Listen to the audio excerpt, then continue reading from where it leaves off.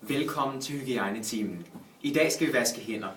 En god håndvask starter ved brug af håndsprit. Påfør hænderne håndsprit og lad det tørre af.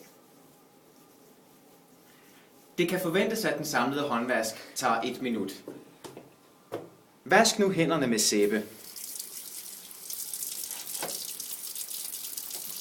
Det er vigtigt at huske håndled, området omkring tommelfingeren, både på indersiden og ydersiden, imellem fingrene og under neglene.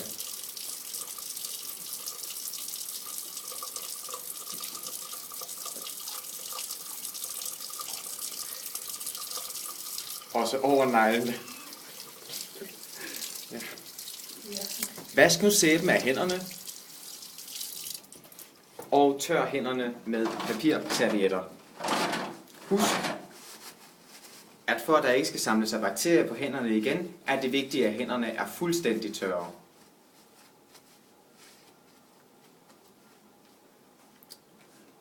Tak for i aften.